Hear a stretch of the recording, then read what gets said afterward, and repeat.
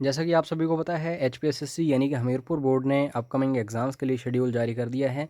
और आप इन question papers को अच्छे से एनालाइज करो कभी तो तीन चीज़ें निकल के सामने आती हैं। एक तो जीके, ठीक है, और दूसरा हिंदी और इंग्लिश।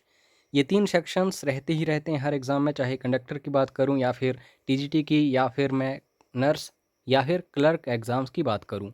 तो इस वीडियो में भी हम तीन सेक्शंस डिस्कस करेंगे। सबसे पहले जीके, उसके बाद हिंदी और उसके बाद इंग्लिश। तो बड़े ध्यान से वीडियो को लास्ट तक देखिएगा, काफ़ी कुछ आपको सीखने को जानने को मिलेगा फ्रॉम दिस वीडियो। बाकी जो भी आपके डाउट्स हों, क्वेरीज हों, क्वेश्चंस हों, कोई फीडबैक हो, यू कैन व्हाट्सएप अस। और बता दूं पेड क्रैश कोर्सेज चल रहे हैं हिमाचल के सभी एग्ज़ाम्स के लिए एचपी स्टडीज़ के। तो ज़रूर व्हाट्सएप करिएगा फॉर इंक्वायरी, कितनी फ़ीस है, कितनी वैलिडिटी रहेगी, क्या क्या मिलेगा एंड सो ऑन। तो आप इन क्वेश्चंस को एज ए मॉक टेस्ट लीजिएगा। ऐसा लगना चाहिए आपको कि आप एग्जामिनेशन हॉल में बैठे हैं और इन क्वेश्चंस को अटैम्प्ट कर रहे हैं। जीके से शुरुआत कर रहा हूं और जुड़े रहिएगा इस चैनल के साथ। सब्सक्राइब कर लेना, बेल आइकन को प्रेस कर लेना, क्योंकि आने वाले एक महीने में लगभग 100 वीडियो आपको मिलेगा। मेगास्थनीज इंडिका किसके इतिहास से संबंधित है? तो मेगास्थनीज जो है इसने ही इंडिका को लिखा था और इस किताब में मुख्य रूप से हमें इतिहास देखने को मिलता है मौर्यों का। तो डी इज़ राइट आंसर। उसके बाद नेक्स्ट है, दिल्ली की प्रसिद्ध जामा मस्जिद का निर्माण किसके द्वारा किया गया था? तो शासक का नाम आपको पता होना चाहिए। और सीधा क्वेश्चन आता है, जामा मस्जिद कहाँ है? तो दिल्ली, और इसका निर्माण करवाया था शाहजहां ने।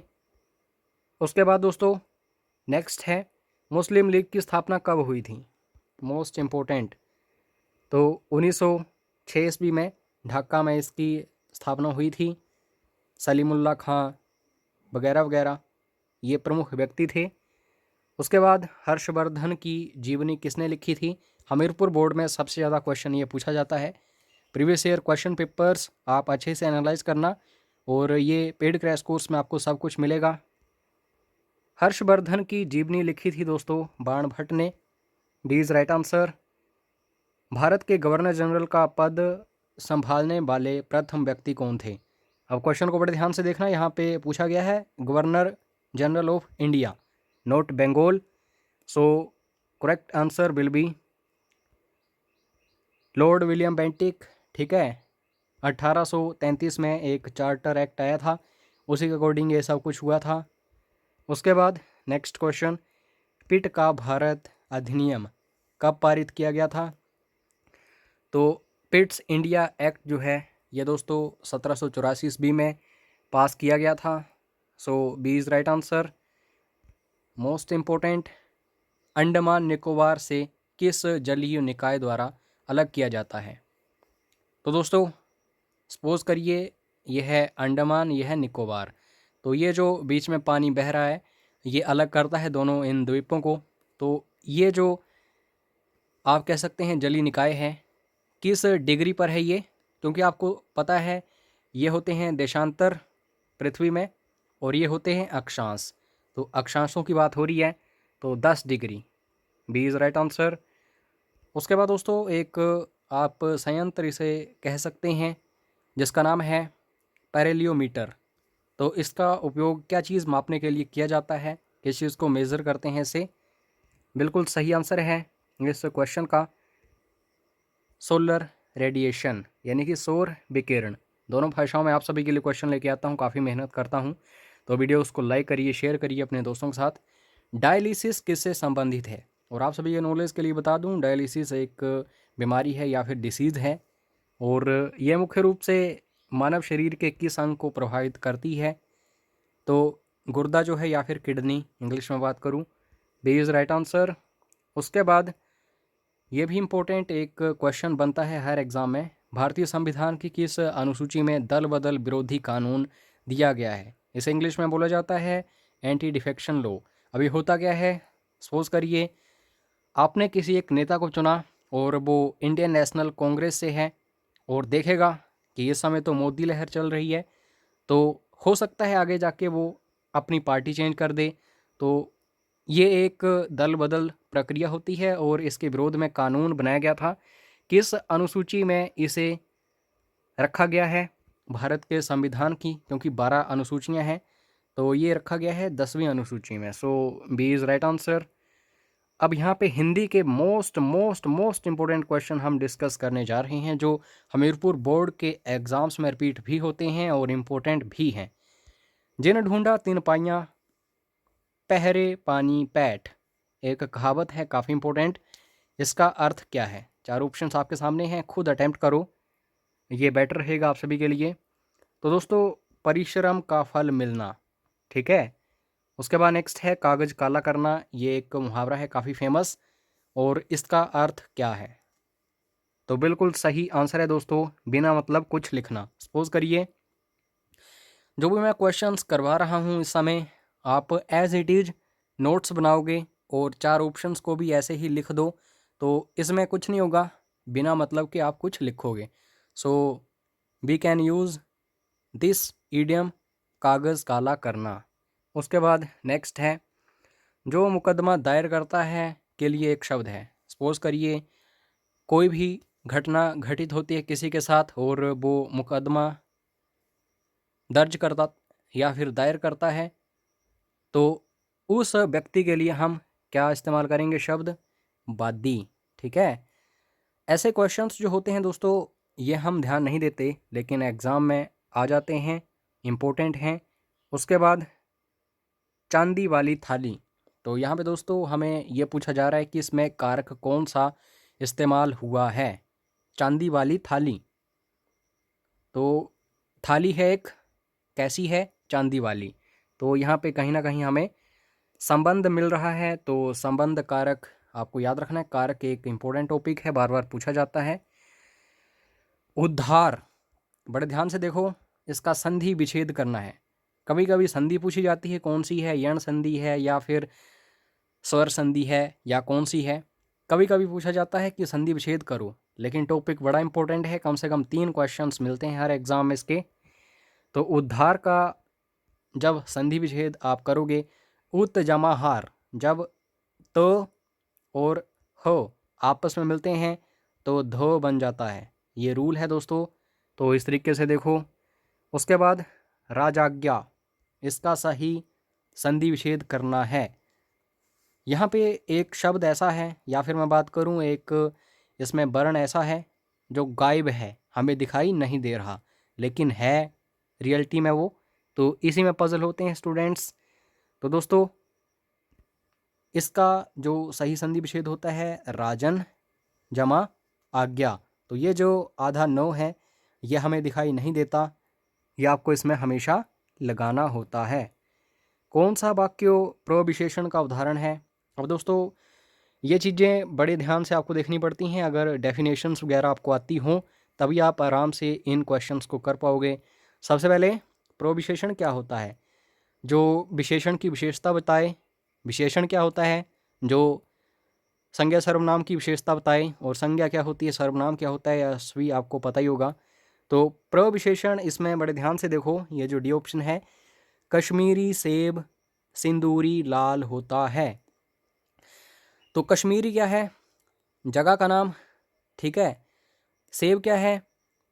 आपको यहाँ पे जातिवाचक संज्ञा दिखाई दे रही होगी, क्योंकि सेब तो सेब है। सिंदूरी मतलब प्रविशेषण, और लाल मतलब विशेषण, कोई भी रंग विशेषण ही होता है। तो सिंदूरी जो है इसकी विशेषता बता रहा है, तो इस तरीके से देखना है आपको। दाता शब्द का स्त्रीलिंग डैश होता है, मोस्ट मोस्ट इम्पोर्टेंट।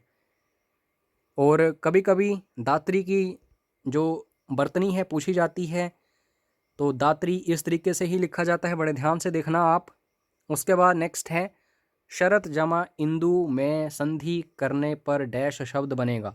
शरत जमा इंदु, तो दोस्तों शरत जमा इंदु से सरदिंदु बनेगा, तो सी इज़ राइट आंसर।